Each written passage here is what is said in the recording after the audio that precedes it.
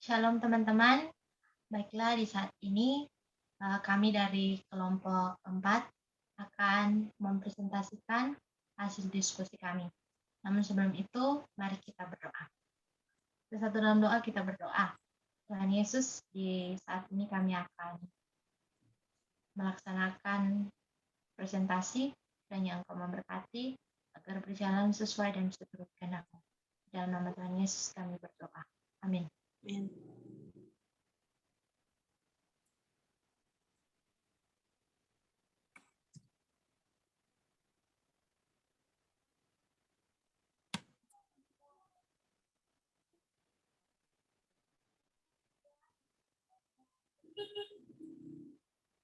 Baiklah, sebelum saya mempresentasikan hasil diskusi kami, saya akan memperkenalkan terlebih dahulu anggota kelompok. Yang pertama, Geisha Rotkan, dan saya, Diana Tili. Next.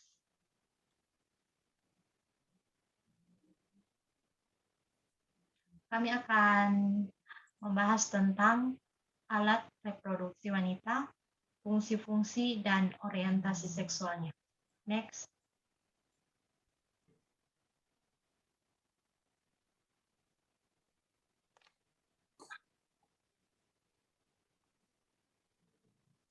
Alat reproduksi wanita. Secara anatomi, nilai reproduksi wanita dibagi menjadi dua bagian. Bagian yang terlihat dari luar atau genitalia ekstema, dan bagian yang berada di dalam pinggul genitalia internal. Next.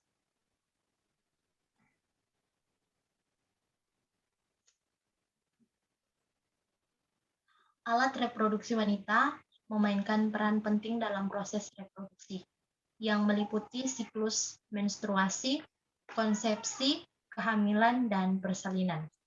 Next. Sistem reproduksi merupakan salah satu komponen sistem tubuh yang penting meskipun tidak berperan dalam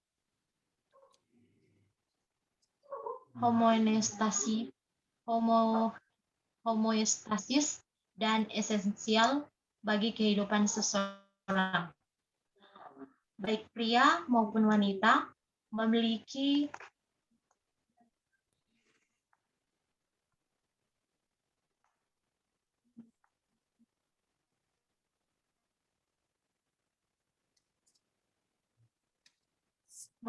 organ reproduksi yang terdiri dari dua bagian berdasarkan letaknya, yaitu alat kelamin luar dan dalam. Next.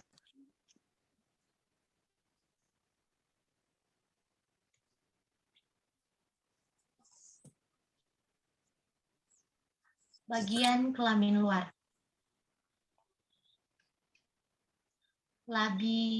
Labia mayora atau bibir besar, yaitu struktur besar alat kelamin luar perempuan yang tebal dan berlapiskan lemak.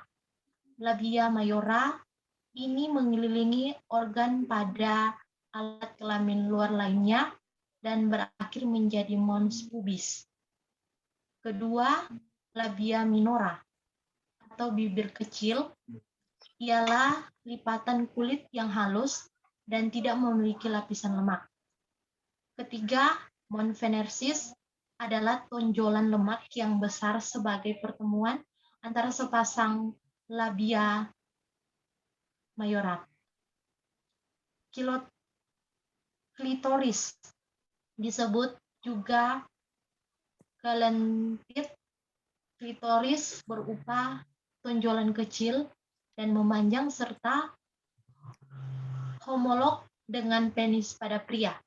Sebagian besar tersembunyi di antara kedua labia minora. Kelima,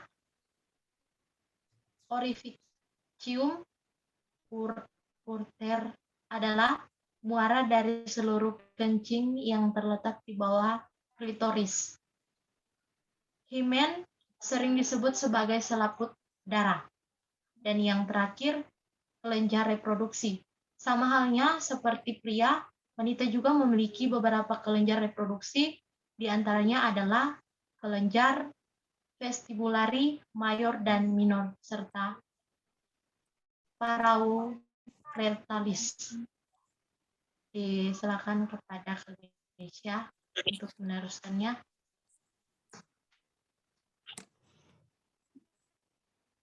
Selanjutnya bagian kelamin dalam. Yang pertama ada ovarium. Ovarium atau disebut indung telur. Dia adalah sepasang organ berbentuk oval yang terletak di rongga perut. Ovarium memiliki struktur berbentuk bulatan-bulatan yang disebut folikel. Tiap folikel mengandung sel telur atau oosit yang berada pada lapisan tepi ovarium. Fungsinya adalah memproduksi telur matang untuk pembuahan dan produksi hormon steroid dalam jumlah besar. Yang kedua ada oviduk atau tuba falopi. Tuba falopi ini atau oviduk merupakan saluran penghubung antara ovarium dan rahim atau uterus. Di ujungnya terdapat fimbria yang menyerupai jari-jari untuk menangkap telur yang matang. Oviduk ini berfungsi untuk membawa sperma dan telur ke tempat terjadinya pembuahan, yaitu ampula tuba. Dan yang ketiga ada rahim. Rahim pada wanita hanya ada satu dan tersusun atas otot yang tebal. Rahim bagian bawah memiliki ukuran yang lebih kecil dan bisa disebut sebagai leher rahim atau cervix. Bagian yang besar dari uterus disebut dengan corpus uteri dan terdapat 3 lapisan utama uterus, yaitu yang pertama perimetrium, yang kedua myometrium, dan yang ketiga endometrium. Endometrium ini merupakan lapisan yang akan mengalami penebalan dan mengelupas apabila tidak ada pembuahan. Fungsi utamanya adalah tempat menunjang pertumbuhan dan perkembangan janin. Dan yang ketiga ada vagina.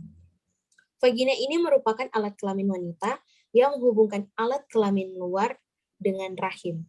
Vagina terdiri atas otot yang membujur ke arah belakang. Dinding vagina dan juga dinding vagina ini memiliki banyak lipatan meskipun lebih tipis dari rahim. Selain itu, lendir yang dihasilkan dari dindingnya berfungsi mempermudah persalinan. Fungsi vagina adalah menahan penis saat berhubungan seksual dan menyimpan sementara. Selanjutnya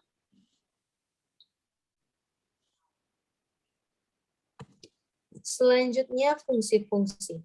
Fungsi alat reproduksi organ pada wanita terdiri atas organ internal yang meliputi ovarium yang berfungsi untuk menghasilkan sel telur atau ovum, saluran uterin atau fallopian yang berfungsi mengangkut sel telur ke bagian uterus, kemudian rahim atau uterus, vagina dan organ eksternal meliputi vulva atau pudendum dan kelenjar payudara.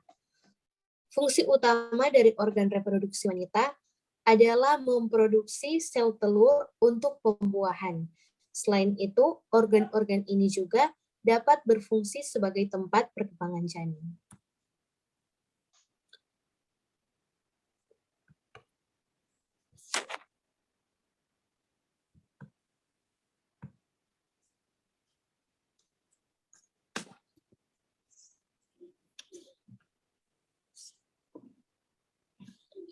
Kemudian ada orientasi seksual. Orientasi seksual ini terbagi atas 10. Yang pertama ada androseksual. Androseksual atau androfilia memiliki ketertarikan pada maskulinitas dan orang yang memiliki sifat maskulin tanpa memandang genrenya. Menurut Women's Health Mag, istilah ini dibuat untuk menggambarkan ketertarikan berdasarkan siapa orangnya dibanding dengan jenis kelamin orang tersebut. Dan yang kedua ada gineseksual. Gineseksual ini merupakan kebalikan dari androseksual. Gineseksual atau ginefilia adalah orientasi seksual yang memiliki ketertarikan pada feminitas seseorang. Orang dengan gineseksual memandang ketertarikannya tanpa melibatkan jenis kelamin. Kemudian yang ketiga ada aseksual. Aseksual ini merupakan orang yang tidak tertarik secara seksual dengan siapapun. Orang yang memiliki sifat aseksual tidak akan memiliki keinginan untuk terlibat dalam aktivitas seksual. Kemudian ada biseksual. Biseksual ini sering kita dengar dalam kehidupan kita dan juga sering terjadi mungkin di tempat kita bergaul atau di sekitar kita. Nah, biseksual ini merupakan orientasi seksual yang tertarik pada kedua jenis kelamin. Jadi dia memiliki ketertarikan antara misalnya perempuan. Perempuan ini memiliki sifat biseksual. Jadi dia tertarik pada perempuan, juga tertarik pada laki-laki.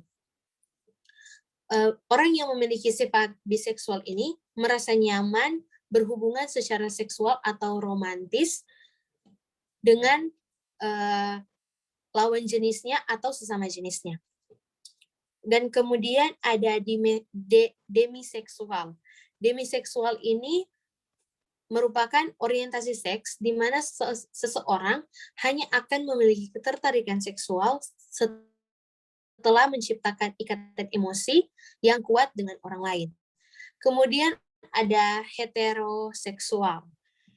Heteroseksual ini merupakan orientasi seksual yang tertarik secara fisik, emosional, dan romantis kepada lawan jenis atau genrenya. Kemudian ada homoseksual. Nah, homoseksual ini juga sering kita dengar. Homoseksual ini adalah suatu sifat yang merupakan orientasi seksual yang tertarik pada jenis kelamin yang sama dengan dirinya. Contohnya, cewek suka cewek atau cowok suka cowok. Ketertarikan ini terdapat pada pria, karena homoseksual ini lebih dominan pada pria. Dan itu kalau sekarang itu disebut sebagai gay. Sedangkan sesama perempuan disebut lesbian. Kemudian ada panseksual. Panseksual ini dilansir dari The Times of India. Panseksual ini berarti perasaan tertarik secara seksual kepada semua jenis genre, termasuk orang-orang transgender, transseksual, androgini, dan juga gender queer. Jadi panseksual ini dia tertarik pada semua seksualitas. Kemudian ada queer. Queer ini merupakan istilah umum untuk semua identitas non-heteroseksual dan juga non-genre. Dan queer ini dilihat sebagai orientasi seksual yang lebih cair. Queer ini merupakan orientasi seksual yang tertarik pada orang lain tanpa melihat genrenya. Dan yang terakhir ada autoseksual. Autoseksual ini menurut The Week merupakan orang yang memiliki ketertarikan atau kepuasan seksualnya melalui rangsangan dalam dirinya sendiri. Jadi dia dapat merasakan seksualitasnya dengan dirinya sendiri tanpa melibatkan orang lain. Nah, orang dengan orientasi seksual ini sering melihat dirinya di cermin untuk melihat penampilan dan ketelanjangan dirinya. Dan juga orang yang memiliki sifat autoseksual ini sering melakukan hal-hal yang tidak pantas dilakukan. Sekian dari presentasi kelompok kami. Terima kasih.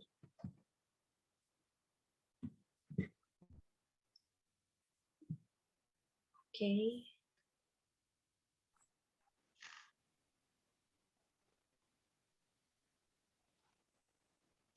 Sekian presentasi kami di saat ini. Semoga dengan apa yang telah kami paparkan bisa bermanfaat bagi kita semua. Dan saat ini kita akan mengakhiri proses perkuliahan kita. Namun terlebih dahulu, mari kita berdoa, kita satu dalam doa, kita berdoa. Terima kasih Bapak di surga, karena Engkau telah menyertai kami, sehingga kegiatan kami boleh berjalan sesuai dan seturut kehendak-Mu. Dalam nama Tuhan Yesus kami berdoa. Amin. Terima kasih.